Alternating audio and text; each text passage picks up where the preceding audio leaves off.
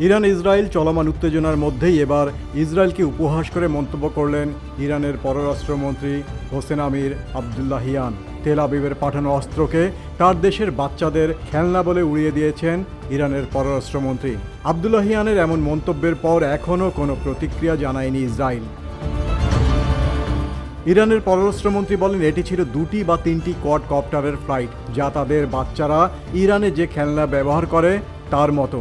ইরানের মধ্যাঞ্চলীয় ইস্পাহানে এয়ার ডিফেন্সের মাধ্যমে 3টি ড্রোন ভূপাতিত করে দেশটির সামরিক বাহিনী।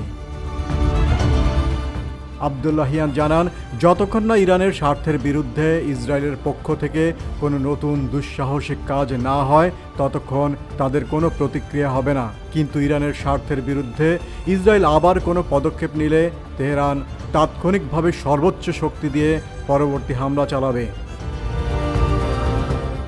গত শুক্রবার ভোরে ইরানের ইস্পাহান শহরের কাছে হামলা চালায় ইসরায়েল।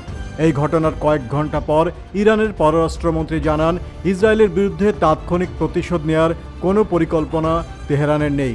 তবে তাদের পারমাণবিক স্থাপনা ক্ষতির মুখে পড়লে তার চরম মূল্য দিতে হবে তেল আবিবকে। ঘটনার সূত্রপাত ঘটে যখন গত 1 এপ্রিল সিরিয়ার দামেস্কে ইরানি কনস্যুলেটে হামলা চালায় ইসরায়েল। সেই হামলায় ইরানের কয়েকজন শীর্ষ সেনা কর্মকর্তা নিহত হন। এরপর 13 এপ্রিল রাতে ইসরায়েলের বিভিন্ন অঞ্চল টার্গেট করে 331টি ড্রোন ও ক্ষেপণাস্ত্র ছোড়ে ইরান। তেহরানের এই হামলা ছিল খুবই পরিকল্পিত। এই হামলার প্রতিশোধ নিতে ইরানে পাল্টা হামলার হুমকি দিয়েছিল ইসরায়েল। আবু সুফিয়ান, খবর সংযোগ।